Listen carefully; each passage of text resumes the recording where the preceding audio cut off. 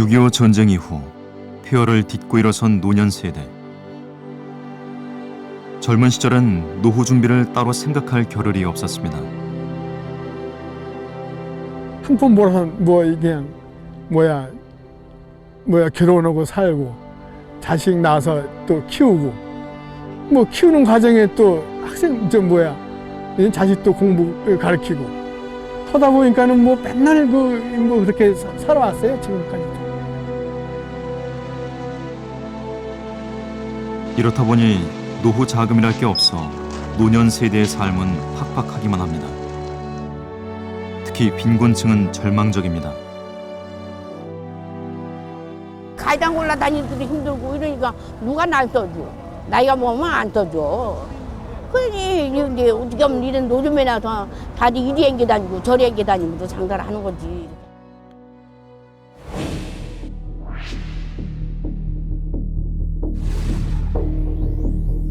형편이 어렵다 보니 사기꾼들에게 쉽게 속아 넘어가고 사기당을 하다 보니까 참 별일도 아니고 내가 진짜 그거 당해갖고 그 일이 없어. 할 게 없었어. 그거 당한 게 없어. 너 없잖아. 아무도 모르게 쓸쓸히 죽음을 맞기도 합니다. 이런 데서는 아파트는 들어가면 닭장이나 똑같아. 여기서 몇 년을 살아도 서로 대화 안 하는 사람은 모르는 거예요. 고령화 시대, 이른바 노후 난민.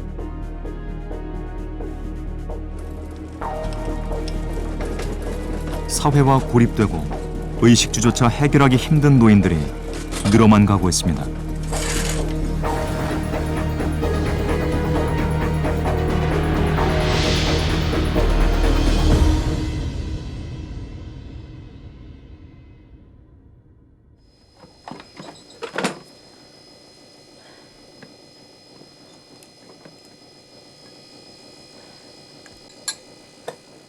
월 15만 원, 단칸 월세방에 살고 있는 84살 고재석 할아버지는 오늘도 김치찌개 하나로 한 끼를 해결합니다.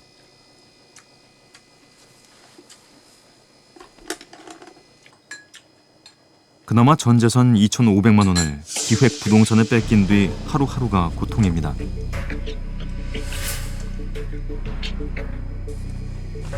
지난 2010년 12월 충남 당진에 곧 개발될 좋은 땅이 있다며 노인복지관을 찾아온 기획부동산 직원의 그럴듯한 설명에 속아 매매 계약을 체결했습니다.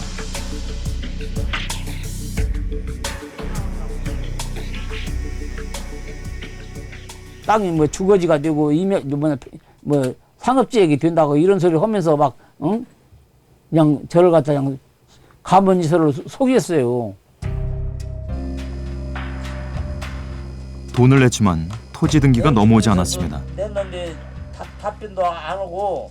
나중에 알아보니 문제의 땅은 기획부동산 소유가 아니라 다른 사람의 땅이었습니다. 할아버지 항의에 기획부동산 측은 돈을 되돌려주겠다는 각서를 써준 뒤 이내 감감무소식이었습니다. 전달했다고 언제 전달하면 안 돼. 지금 그러면 한 푼 한 푼을 먹지도 제대로 거시거지도 못하고 그냥 전략을 해가지고 우선 이제 죽는 날까지 돈이라도 가지고 있으려 갖다가 그런 것을 갖다가 괜히 노리고서는 그렇게 들어와가지고서는.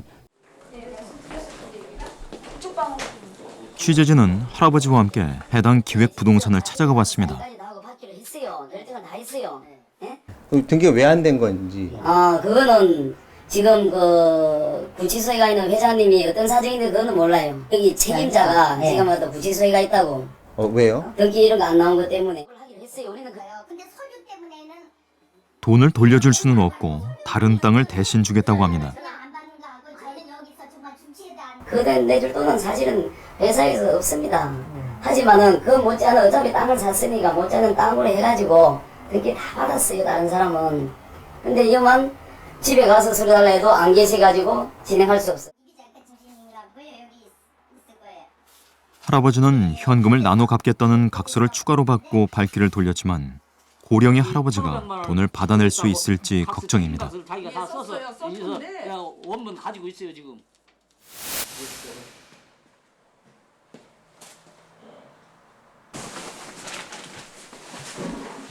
이사온 월세방 정리에 바쁜 임준수 할아버지. 할아버지는 경비를 하며 모아온 돈과 융자금을 합쳐 1억 1천만 원을 사기당해 살던 집을 처분해야 했습니다. 이야기는 지난 2009년으로 거슬러 올라갑니다. 아는 사람의 소개로 인터넷 전문은행을 만들겠다는 조합에 투자한 것이 화근이었습니다. 중국에 계열사가 5개나 있다고 주장한 자칭 회장은 대박을 이뤄준다며 투자자들을 데리고 중국에까지 다녀와 이들을 안심시켰습니다. 좋다고 이제 인터넷이니까 모든 것이 이제 전부 인원이 이제 뭐 저기를 않잖아요. 그러니까 이제 사람도 몇 안 들고 이게 뭐 이명박 대통령이 이게 저긴 거라고 말이야. 공약한 거라고. 뒤늦게 수상한 낌새를 느낀 투자자들이 경찰에 신고했지만 회장은 외국으로 도망친 뒤였습니다. 그걸 잡을 수가 있어야지. 잡지를 못하고 지금 뭐 어디 뭐 중국 넓은 땅에 뭐 어디가 있는지 알아. 그거 돌아다니면. 그럼 벌써 고발했을 때는 이런 게 소식이 들어갔을 때는 어디 몇 년 어디 가서 땅 속에 가서 들어가 있던지 잡히든 안 하니까 안 못 잡.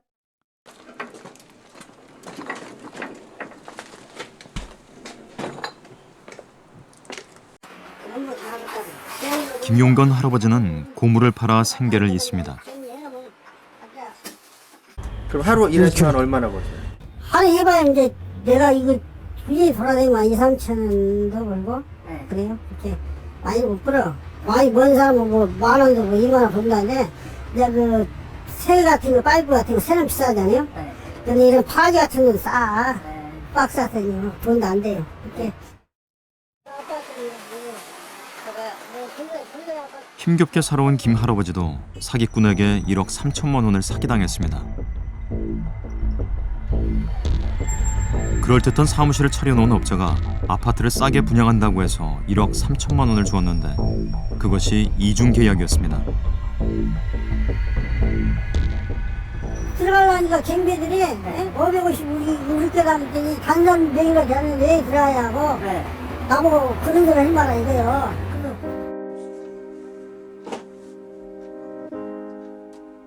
업자를 고소해 감옥에 넣었지만 돈은 끝내 돌려받지 못했습니다.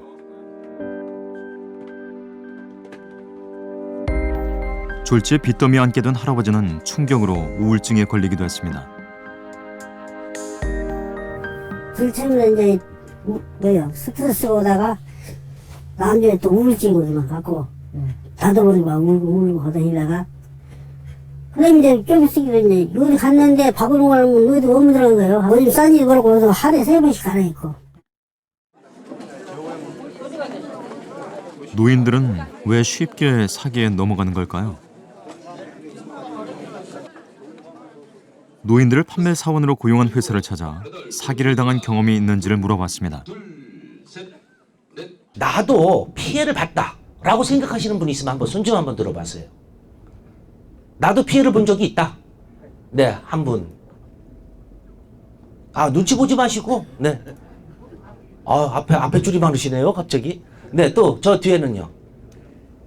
여기저기서 증언이 쏟아져 나옵니다. 번쩍 들어보세요, 번쩍. 예, 번쩍 들어보세요. 네. 그게 유사 수신인지도 모르고 한 구자에 그때 뭐 30만 원인가 얼마 해서 10구자 뭐 20구자 이렇게 해서 몇천을 만들어 놓고 그렇게 해서 처음에는 돈을 잘 줘요. 근데 결과적으로 한 5개월에서 7개월 되니까 문을 삿다를 내리고 수많은 사람들이 피해를 보게 되고 전화를 사용하는 걸 소개하는 회사예요. 그때 500만 원을 넣었더니 한 달에 50만 원씩 월급을 주겠다 이거예요. 그래서 거기다 500만 원을 갖다 넣었는데 2달 정도 한 석 달인가 이렇게 있더니 문을 확 닫아버렸어요. 그래가지고 뭐 누구한테 말도 못하고. 그로부터 3주 뒤인 지난달 23일 주식에 투자하면 엄청난 수익을 벌게 해주겠다며 투자자 돈을 가로챈 일당이 붙잡혔습니다. 노후 자금을 맡겼던 사람들, 날벼락을 맞은 심정입니다. 서울 강남에 본사를 둔 취재진이 찾았던 바로 그 회사. 노인들을 판매 사원으로 고용했던 그 회사의 회장이 구속된 겁니다.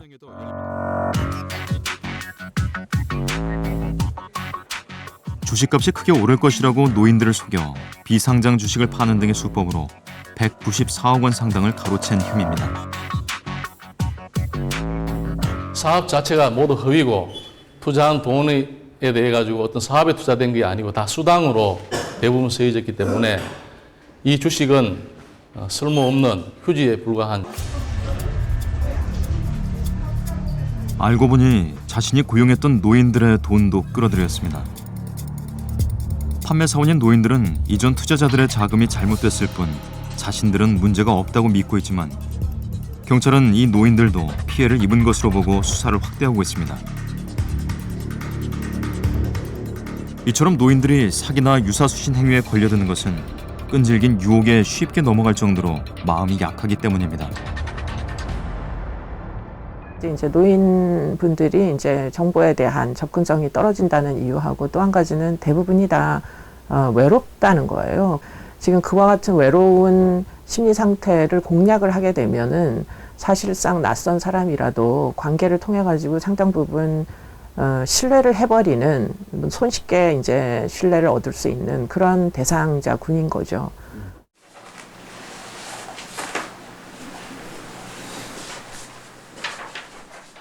올해 76살인 김명환 할아버지는 믿었던 제도권 금융기관의 발등을 지켰습니다. 지난 2010년 10월 은행 예금보다 높은 이자를 받을 수 있다는 말에 은행에서 2천만 원짜리 특정 금전 신탁에 가입했습니다.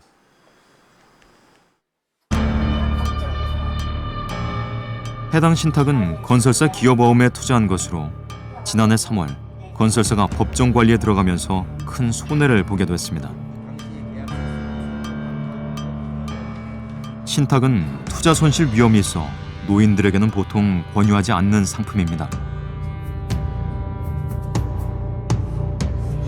이제 이렇게 체크가 됐으니까 이거 가지고 이제 사인하고 일단 법정에서는 그렇죠, 우리 같죠. 가입 당시에 이게 위험성에 대한 설명이 전혀 없었어요. 없습니다. 전혀 없습니다. 그거는 아주 그냥 상식이에요. 대부분의 투자 상품 가입자들은 상품 가입 시 계약서를 꼼꼼히 읽어보지 않는 데다 금융 용어도 어렵기 때문에 말로 위험을 제대로 알리지 않으면 낭패를 보기 십상입니다. 이 CP를 해보시라고 처음에 권했던 직원이 아니에요, 제가, 사장님. 왜 누가 했어? 지점장이 했어? 아닌데 처음에 하시게 된 게 지점장이라고 해서 하시게 된 거잖아요. 지점장도 책임을 떠넘깁니다. 제가 뭐 사회물 뭐 그림 다 알아가지고 그거를 뭐 추천해드리고 이랬던 게 아니었거든요. 그러니까 뭐 그쪽에서 추천하고 뭐 모든 걸 다 했겠죠. 뭐 제가 뭐 사회물 알지 못했는데 그걸 뭐 추천할 수 있는 상황이 되나요? 노후자금 투자 권유 때와는 다른 은행 측의 태도에 할아버지는 발만 구르고 있습니다.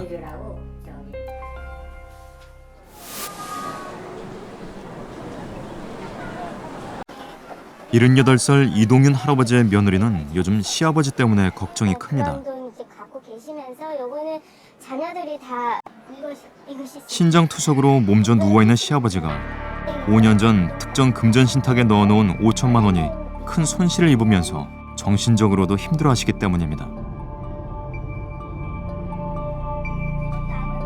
이 할아버지도 안전한 은행 상품으로 알고 신탁에 가입했지만 이건 역시 건설 시행사의 PF 대출 채권에 투자하는 상품으로 시행사 파산 이후 투자 원금의 70%가 사라졌습니다. 기본적으로 이제 어른들도 은행 이렇게 적금 부으시면 5천만 원은 이제 보호법에 되고 다른 뭐 증권 회사도 아니고 일반 우리 은행이니까는 믿고 이제 맡기신 거였죠. 은행 직원이 하라는 대로 계약서에 체크했을 뿐 투자 위험성 고지를 받지 못했다고 합니다.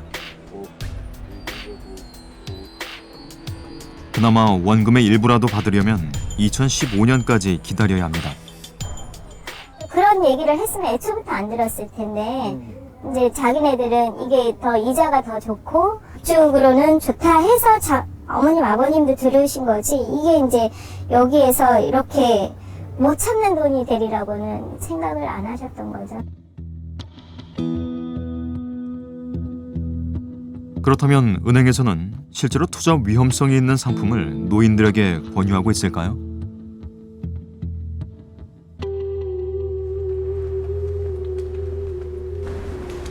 올해 64살인 노인이 은행을 방문해 상담을 해봤습니다. 방문한 7개 은행 지점 중 상당수는 펀드 등 위험 상품을 권유하지 않았습니다. 네, 안녕하세요. 그런 거는 원금보다 안 되다 보니까 원금 수시로 나실 수 있는 부분이라서 그렇게 뭐 한번에 권해드리는 건 어려울 것 같아요. 대표로 가도 저희가 안내를 못 해드릴 것 같아요. 하지만 그렇지 않은 곳도 있습니다. 은행 예금보다 낮다며 ELS 파생형, 즉 주가지수와 연계된 상품을 권유합니다. IMF 위헌 위기와 같은 사태가 일어나지 않는 이상 안전하다고 안심시킵니다. 원금 수시 날 때는 구조가 있어요. 원금 수시 날 때 구조가 있네. 40% 이하로 떨어지면 40% 손실이 난다. 이렇게까지 떨어지는 건 사실은 IMF 수준이라고. 이렇게 떨어지면은 우리나라가 IMF 수준으로. 그렇게 됐을 때 내 원금 손실 날 때 있어요. IMF 수준 아니면 뭐. 그렇게까지 떨어질 가능성이 없다. 생각하시면은 이거는 이제 충분되는 거고. 수익성에 현혹될 수밖에 없습니다. 37% 정도는 500을 내줬을 때 이자가 43.5%인데 지금 1000만 원을 맡겨도 이자가 40만 치 안 돼요. 그만큼 좀 쎄는 면에서는 훨씬 유리한데 요걸 한번 해드릴게요. 한번.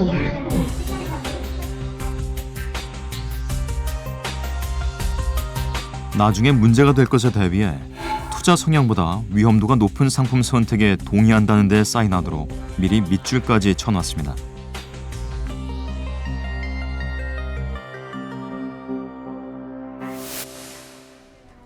또 다른 은행 창구입니다. 노인에게 주식형 펀드를 추천합니다. 대화 도중 유일한 위험성 고지는 이렇습니다. 상품 자체는 아까 인덱스 펀드에 비해서는 투자 종목이 좋기 때문에 인덱스에 비해서는 조금 더 위험성 좀 있는 성격이고요. 그다음에 노수라고 그래서 1년에 한 번씩 금융사에 수고비 쪽으로 드리는 수수료도 있어서 연 2.819 정도 그 부분은 힘들 거예요. 그리고 곧바로 투자 계약 절차에 들어갑니다. 진행을 해드릴까요? 펀드 상품이 딱 되니까요. 순서 같지만 3-4장 정도 나가실 거예요. 체크 한번 해주세요. 질문도 보시고.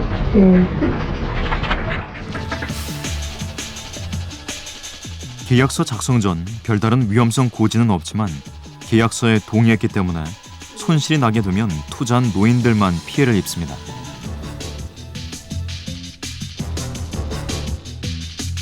이 때문에 노인들이 고위험 금융상품에 투자할 경우 일본처럼 가족 동의를 받도록 하고 문제가 생기면 금융사가 이를 입증하도록 강제해야 한다는 지적입니다.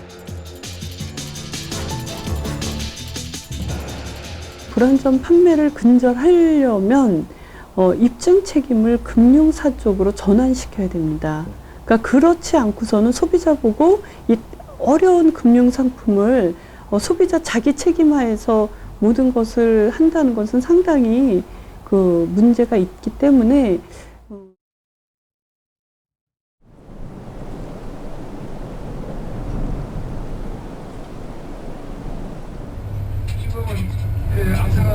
암성이 다시만 있습니다만 가을 되면 이곳을 찾는 관광객들이 너무너무 많습니다.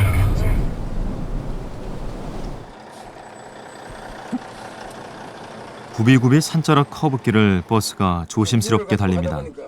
아마 여기까지 이렇게 온 것 같아요.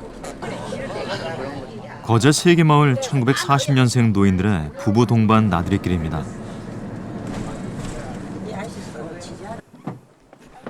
공교롭게도 버스 운전을 하며 이들을 안내하는 버스 기사도 동갑내기 노인입니다. 바로 보이는 산이 덕유산 국립공원 적상산입니다. 붉을 적자 치마상자로서 불리고 있고 해발 1150 정도.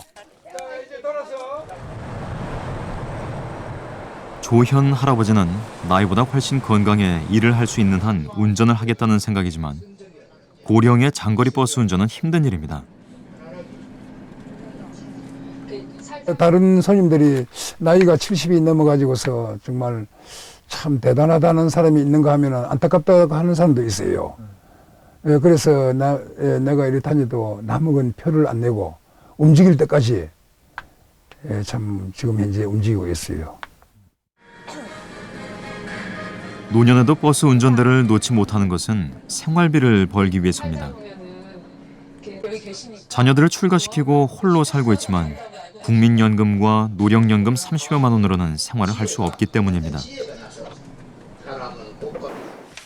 그나마 1억 4천만 원짜리 전세버스 대출금을 갚느라 생활이 팍팍합니다.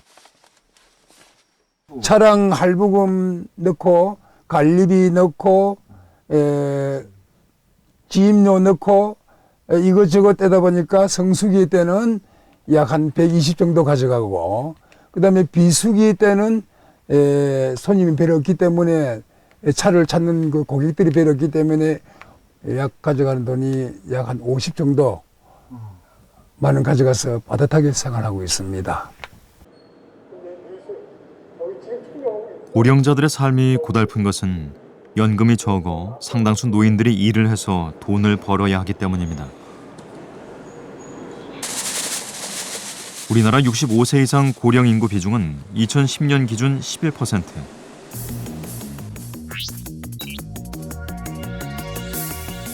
빠른 고령화에도 불구하고 60세 이상 노인들의 60% 이상은 본인들이 생활비를 마련하고 있고 생활비의 절반 이상은 일을 해서 충당하고 있습니다.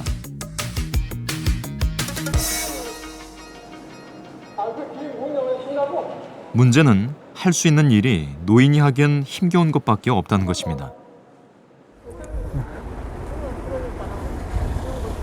절로 쑥 들어가가지고 바로 이를 바짝 붙이셔야 돼요. 더 좀 붙여 더. 오래. 황승만 할아버지는 지난 3월부터 이곳에서 경비 일을 하고 있습니다. 가장 일반적인 노인들의 일자리입니다.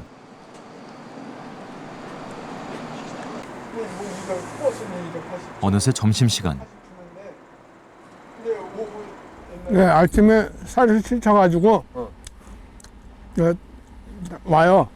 와가지고 밥통 해놓고 물만 부으면 밥이 되게끔 하거든요. 반찬을 저기 집에서 이렇게 싸가지고 오고 이렇게 점심 식사를 하고 있어요. 양반들은 동사무소에서 모아놓은 돈도 없고 연금 22만 원으로는 부부가 여생을 보낼 수 없기 때문에 2교대 야근의 힘든 일이지만 일터로 나옵니다. 그나마 일을 할 수 있어 행복하다는 할아버지. 우리나라 60대 이상 노인 대부분이 6.25 이후 힘든 세월을 보냈고 자식 키우기도 바빠 노후 준비는 엄두도 못 냈습니다. 큰 병이 또 아팠어가지고 또 병원 또 생활을 또 하다 보니까는 뭐 일 못하지. 병원비 들어가지. 하다 보니까는 뭐 모은 거 없지. 그리고 또 뭐 자녀들 2남 1년대 3남매 다 대학 다 가르치고 해가지고 지금은 이제 다 직장 가고 이제 자기는 이제 밥벌이 하고 이제 뭐 잘 살고 있으니까 뭐 부모로서는 뭐 그 더 이상 말할 게 없지 뭐. 장군이지. 장군은 아니다. 장군은 아니다.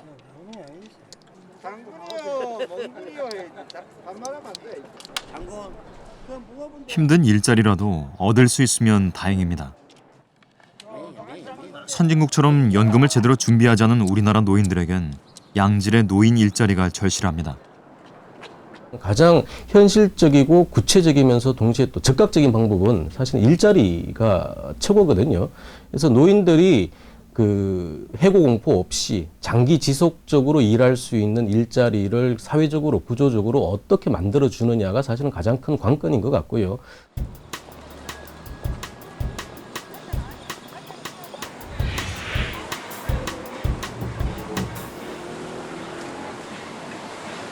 재래시장 입구에서 자리를 깔고 뻥튀기 과자를 파는 이민자 할머니.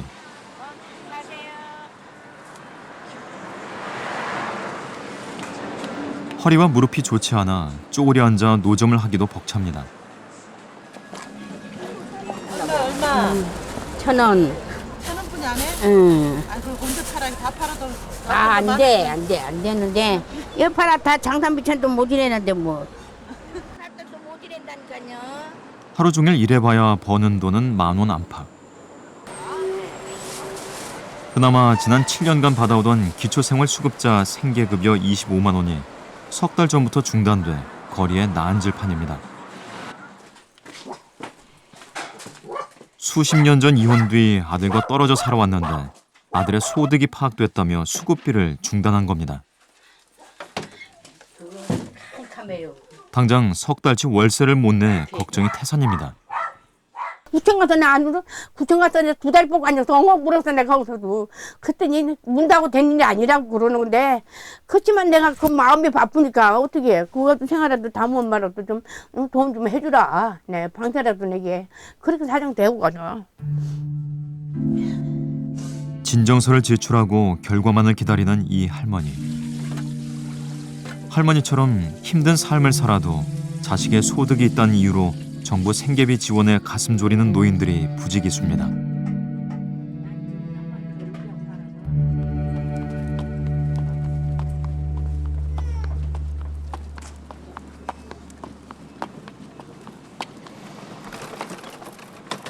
기초생활수급자인 김점주 할머니.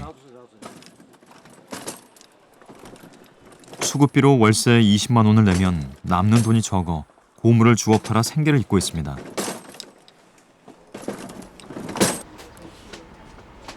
집 앞은 고물로 가득합니다. 부르마가 없고 저걸로 딸따닥하고 되게 하루 몇 번 수도 없이 들어요.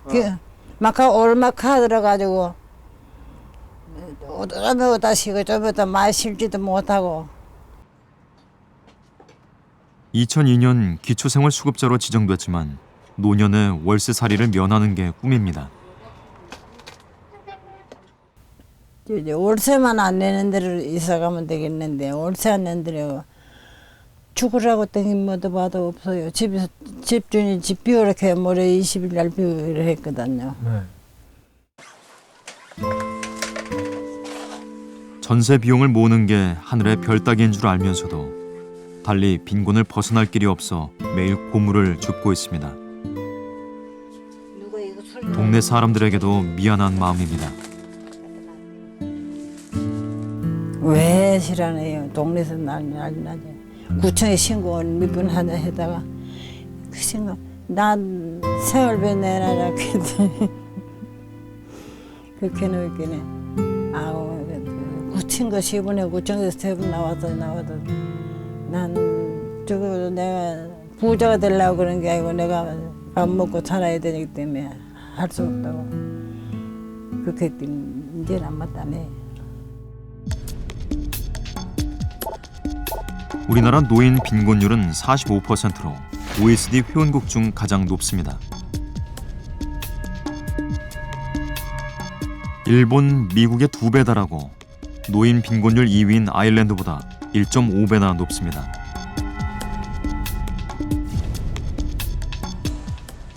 빠른 고령화 속에 노인 복지는 이를 따라가지 못하기 때문입니다.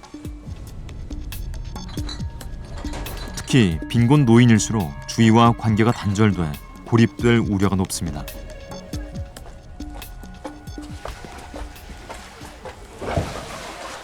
계세요.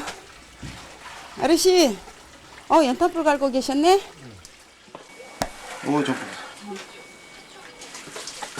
기초생활수급자인 독거노인 정성모 할아버지에게 복지관 노인 돌보미가 찾아왔습니다. 지금은 뭐 어디 건강 괜찮죠? 좀 호흡기 때문에. 지금 병원에 다니셔? 숨이 차갖고. 이제 어디 집에 올라오고 그랬다는데 한 2번씩 이렇게 쉬었다 오셔. 숨을 돌리고. 일주일에 한 번 방문, 2번 전화 통화로 안전 상태를 점검하는 게 돌보미들의 주 임무입니다. 돌보미의 전화가 없으면 하루 종일 말할 기회도 없습니다. 주로 대개는 안 계시나 봐요. 어떻게 하세요? 어떻게 보세요? 저기 저 종로 상가에 가면은 거기 형 우리 같은 사람 무건도 있는 소리 많으면서 거기 가면 바둑도 장기도 그러니까 그런 거 구경하고 거기서 그런 데서 그냥 시간 보내. 그러세요?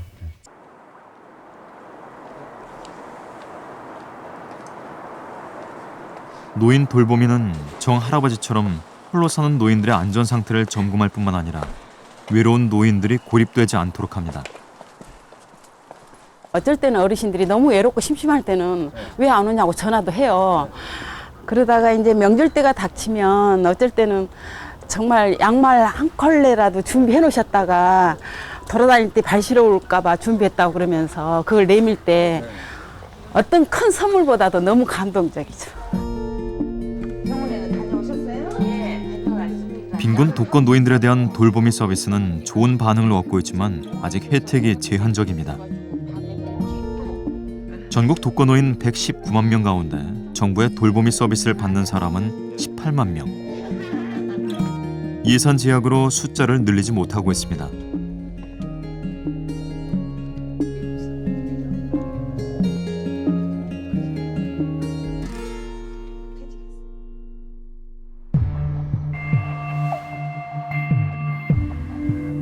(4.11) 총선 투표일인 지난달 11일 충북 청주의 한 임대 아파트에서 72살 노인이 숨진 채 발견됐습니다. 숨진 지 열흘 이상 지난 뒤였습니다. 무슨 쓰레기 섞는 냄새가 나더니 거기 지났는데도 또 그런 냄새가 나네. 거기 들어가면 입구에 들어가면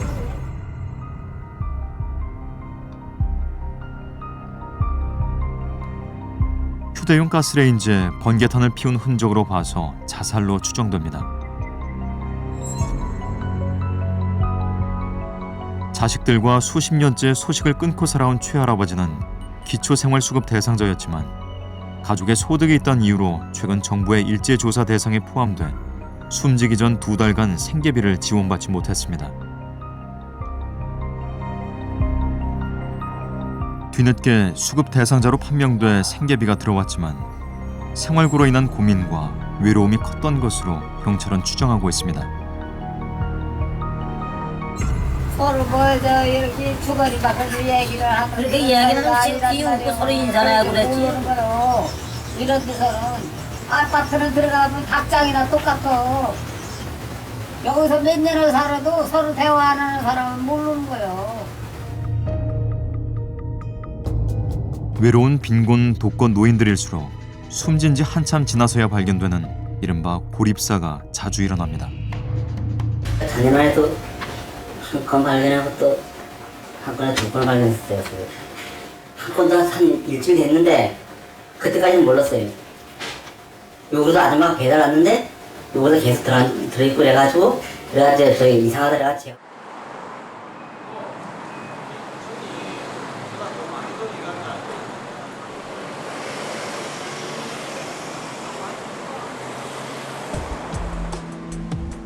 지난 3월 말 환갑을 앞둔 양모 씨가 숨진 채 발견됐습니다.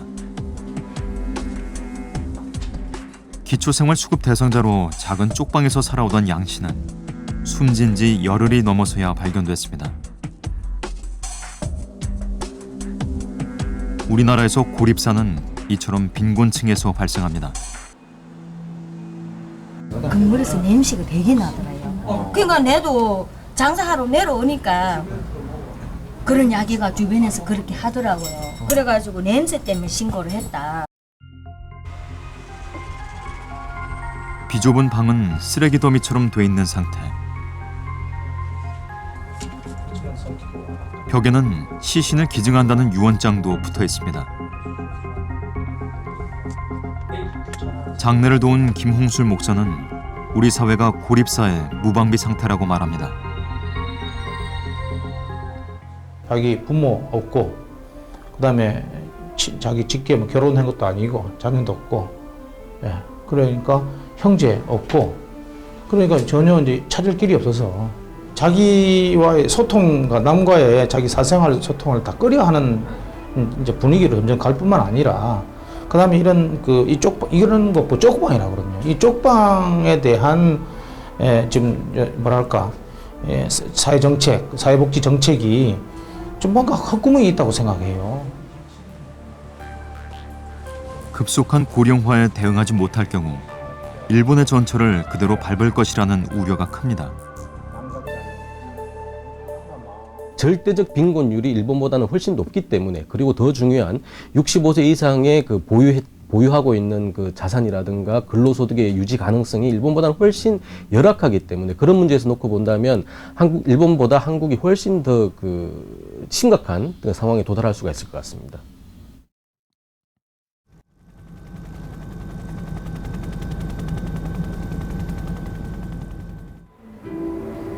지난 3월 8일 일본 다치카와시 한 주택에서 90대와 60대 모녀가 숨진 지 한 달 만에 발견됐습니다.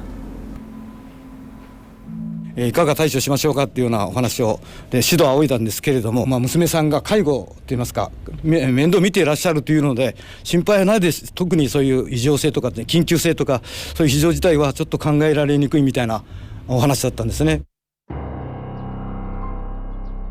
최근 몇 년 새 잇단 고립사로 충격에 빠진 일본. 한 해 고립사 추정자가 15,000명이 넘습니다.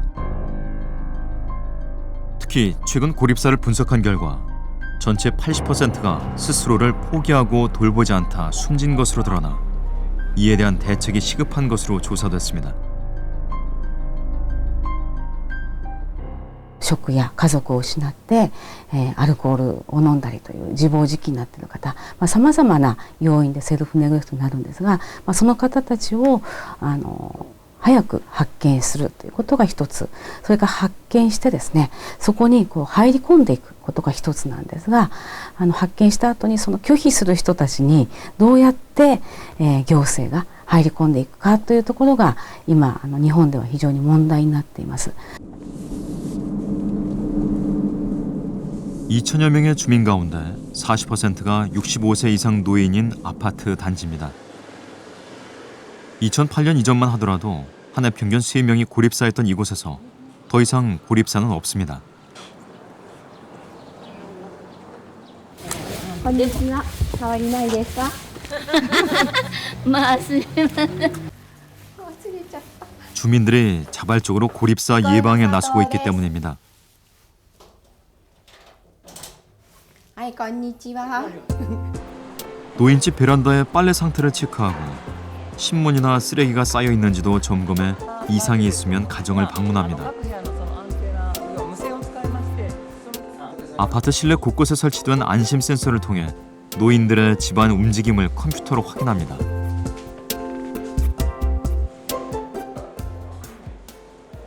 네, この時間帯はね、ずっと日中から夕方までかけてる時間帯です。で、実際この22時以降は夜ですからお休みになっている時間帯。それでその簡単な寝返りを打ってるのかなということがわかります。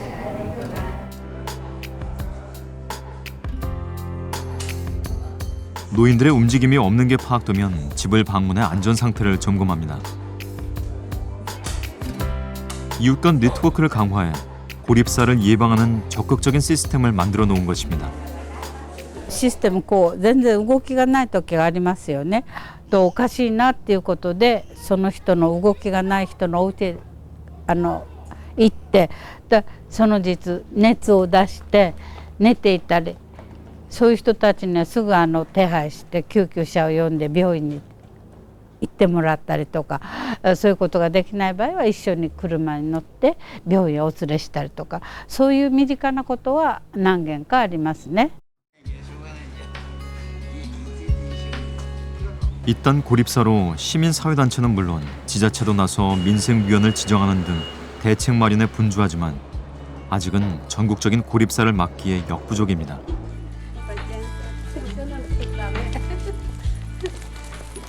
人が足りない。その発見するにはもっともっと人の目が必要ですしっていうところで民生委員さんも足りなかったり高齢化しているっていう問題があります。それとヤクルトや新聞配達だけじゃ足りなくってもっと郵便局であるとかいろんな機関と連携していかなきゃいけないんですけど、その連携はまだまだ自治体では取れていないというところがあります。 일본이 노후 난민을 막기 위해 가장 힘을 쏟는 분야는 일자리입니다. 고령자 고용안정법에 따라 정년이 65세로 연장되면서 전체 기업의 95.7%가 고령자 고용 조치를 완료했습니다. 전체 450명 직원 중 30%가 60세 이상인 이 기업은 아예 정년이 없습니다. 使われたものを手入れしながら リサイクルの値段を設定する。私の頭で全部大体決まってしまう。それをお客さん安くていいものだって喜んで買ってくださるから、やっぱりお客さんに喜んでもらえるような品物を提供することをやってます。 법이 강화되기도 했지만 더 큰 이유는 고령자 고용에 대한 기업의 인식이 바뀌었기 때문입니다. 能力を見てというところで、要は25歳の方とか30歳の方に対してするような同じ試験をします。同じ入社試験を行いますので、それをクリアできれば別に60歳以上でも採用をしております。ですので反対にそれをクリアできない場合は30歳の方でも40歳の方でも落とすということがあるということですね。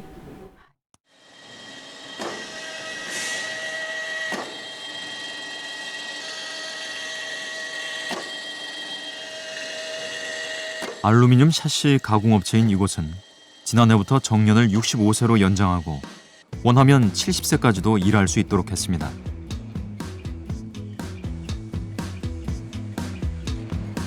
또 노인 직원들을 위해 앉아서 일할 수 있도록 작업 시스템을 바꾸는 등 작업 과정을 대폭 변경했습니다.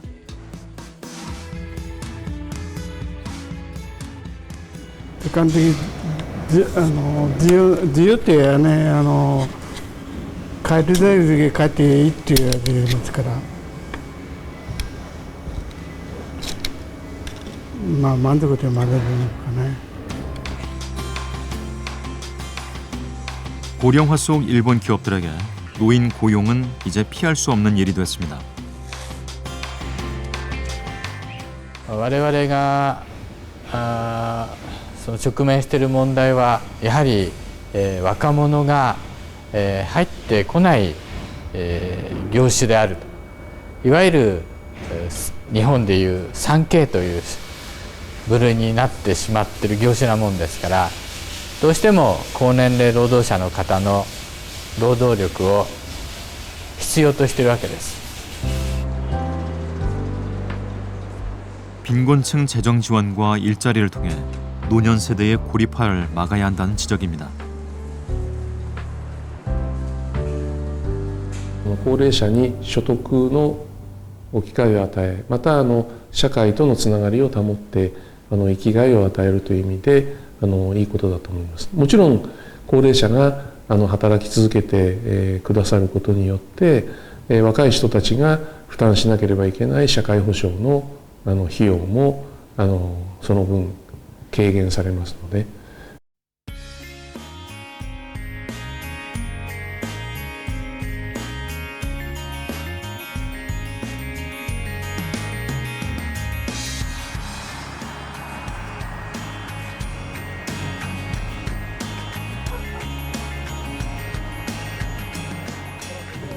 예, 여기 혹시 저기 10만 원짜리 넘어가는 옷 입은 사람은 절대 도마도 심는 뒤에 끼지 마세요.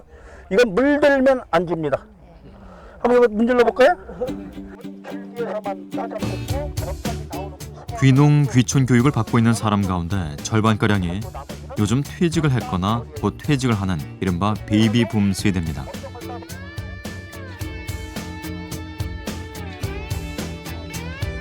베이비붐 세대는 1955년에서 63년 사이에 태어난 세대로 곧 노년기에 접어듭니다. 베이비붐 세대인 성기상 씨도 노후를 대비하기 위해 일찌감치 귀농 준비에 나섰습니다. 그 노후를 제가 특별하게 지금 준비를 못 하고 있었는데 우연한 기회에 어쨌든 그 농촌을 좀 알게 돼가지고 일단 주말마다 지금 귀농을 해서 지금 농사는 짓고 있지만 가장 기본적인 그 교육은 받아야 되겠더라고요. 그래서 지금 여기 일하는 틈틈이 귀농 교육을 받고 주말이면 강화도에 가서 특용작물 재배 경험도 쌓습니다. 저희 세대들이 열심히 앞만 보고 달려왔거든요. 근데 이제 솔직히 그 준비가 노후에 관련된 준비를 생각을 못 했던 사람이 아마 거의 대부분일 겁니다. 근데 이제 어느 날 갑자기 이 나이가 되고 보니까 보이더라고요. 그래서 이제 그나마 좀 늦었다고 생각했는데도 다행히 이제 생각이 오기 때문에 그 노후를 한번 생각하게 됐죠. 하지만 성 씨처럼 노후 준비를 미리 하는 베이비붐 세대는 극히 적습니다. 무려 700만 명이 넘는 베이비붐 세대가 곧 노년 세대에 가세하면 노후 문제는 국가적 과제가 됩니다.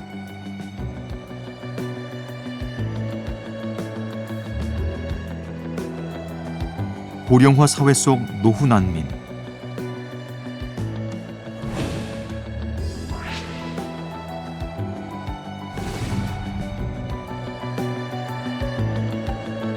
앞만 보고 달려온 대한민국이 더 이상 외면할 수 없는 현실입니다.